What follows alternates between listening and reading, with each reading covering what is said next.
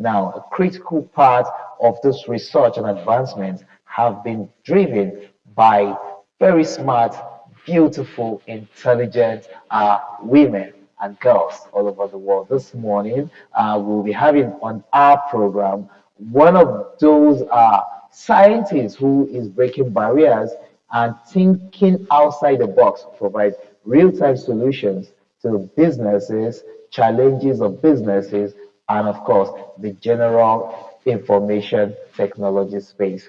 Please join me as I welcome all the way from Cardiff and Wales, United Kingdom, Itoro Lion. Good morning, Labaran. Thank you so much for having me here. I'm so pleased to be here with you on Good Morning, Abuja. Thank you for joining us once more, Itoro. You choose engineering. You choose to be in the world of engineering. Is this something you've always wanted? Like maybe right from when you were a kid, you always wanted to be able to bring such solutions to the world, or is this something you just happened on?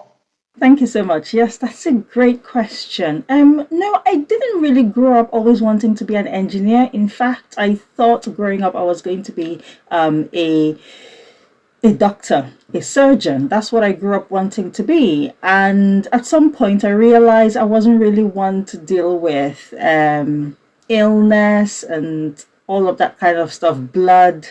It wasn't really for me. So I started to think, oh, what's the next thing I should, look at?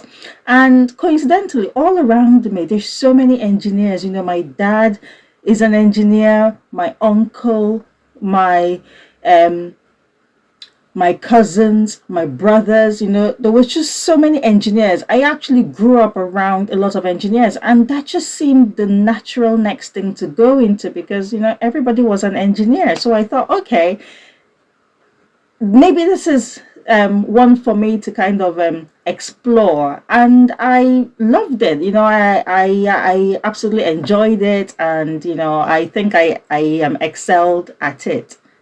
There's a drive for young girls to be in STEM. STEM stands for science, technology, engineering, and mathematics. In your opinion, does gender matter when it comes to science, technology, engineering, and mathematics? Oh, do you know what? I'm so glad that you asked that. Does gender really matter? I'm going to answer this and say yes and no. And the reason is, ideally, in a perfect world, no, it doesn't matter. But I think what we find is that it's that diversity of experience that matters. And a lot of times in the real world, that diversity of experience is inherently linked with everything, gender, etc. So, whilst on the face of it, gender shouldn't matter, I think it's important so that we don't miss things. You maybe want to get the experiences, in the room of different people. For example, one of the examples I use is like when Apple, this is going back a very long time ago, when Apple brought out their health app, the first iteration, it didn't have any menstrual health aspect to it. And I kind of feel like, it had all these other things in there. And I kind of feel like if women were in the room, they might have said, actually, this is something that, half of the world really cares about. Maybe it should be incorporated into like, the first iteration of the app.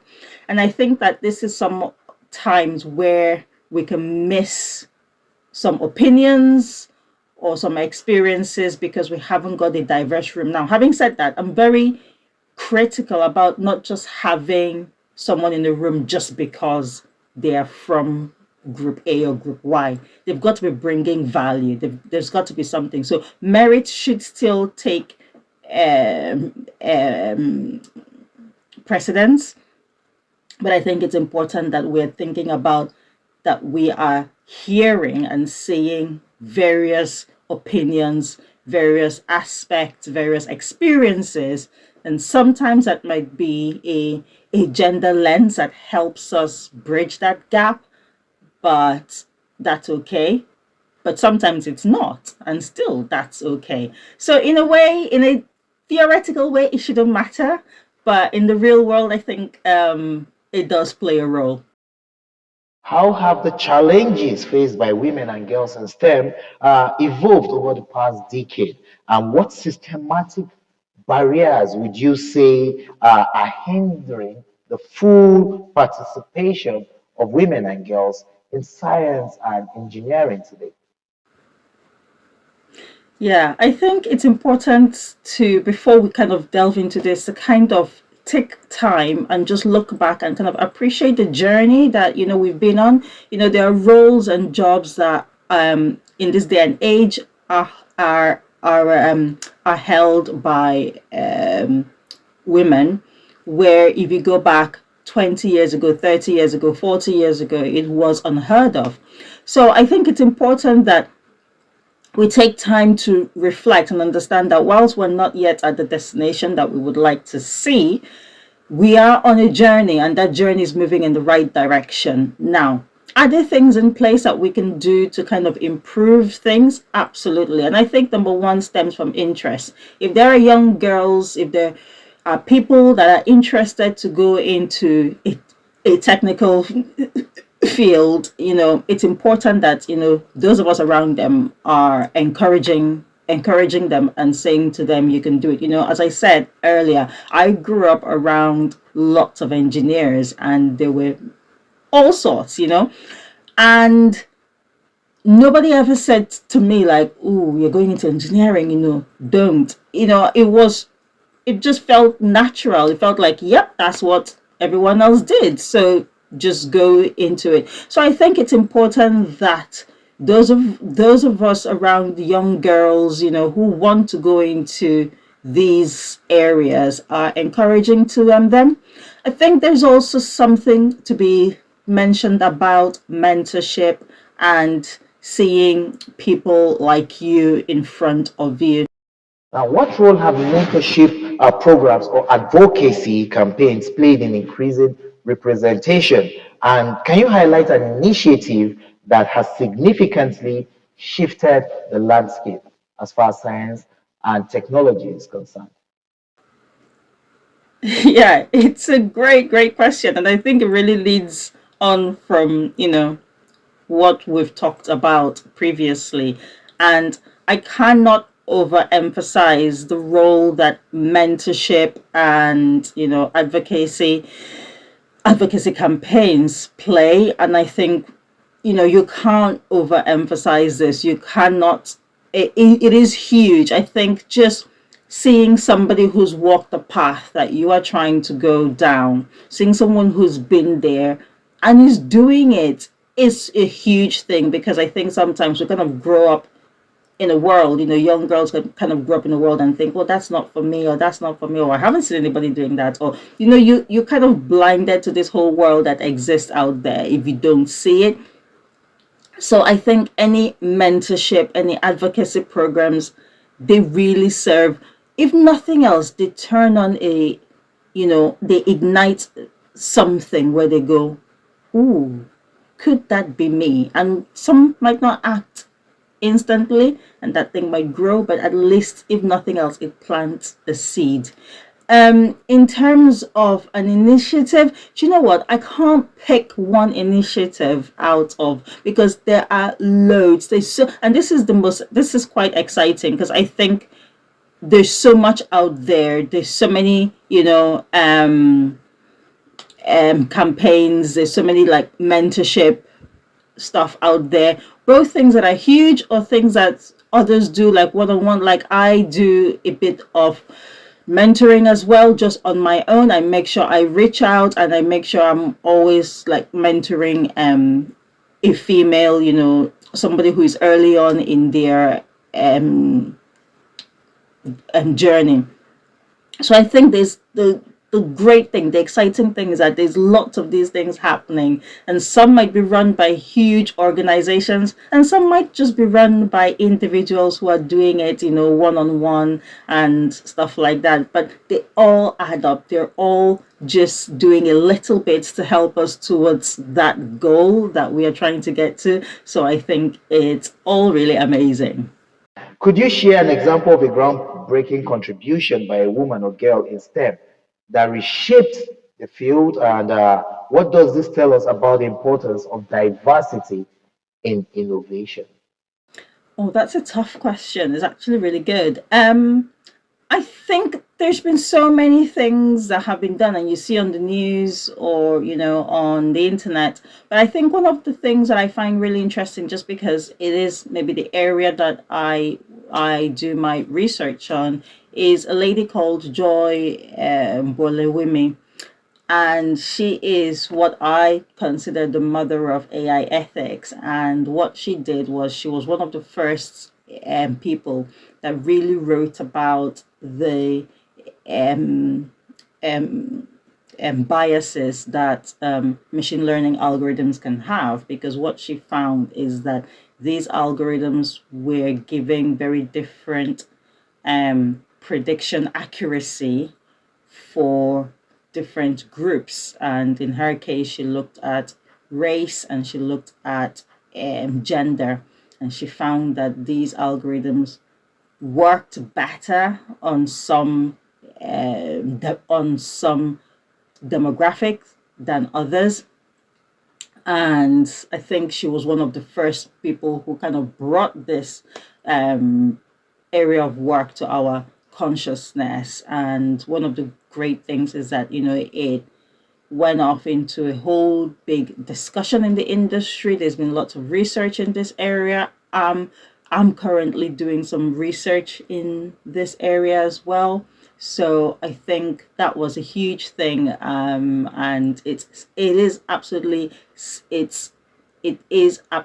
significant, because these algorithms in this day and age, they're used everywhere, and some of these algorithms can cause really big impact on individuals. So it's very important that we have that awareness, or we know how to audit these algorithms, so that we are confident that they don't introduce any biases or treat groups disparately, for no good reason, for no legal, legitimate reason. So I think, yes, she's one of the people that I would consider maybe one of my heroes, because I think her work is great. It's really led to a whole conversation in the industry. Well, we are wrapping up as time is not on our side, but quickly, I'd like to share your thoughts on what you think the way forward could be as regards how we could get more girls and women participating in science so that we could continue to tap on the vast potentials of their intelligence and bettering the world and making it a far better place than it is. I think one of the last thoughts I would leave with you is, the drive to get women and girls in tech. I think it's larger, it's bigger than just a gender thing of we just want to get group X into this industry.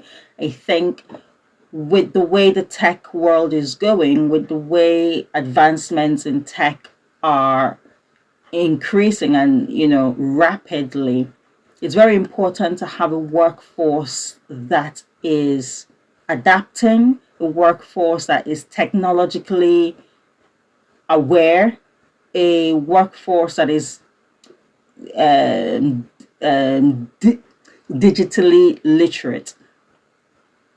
And this is so crucial for any organization, any country, any environment. It's so important. So there is a huge drive that we need to get people at least having some basic literacy around this area.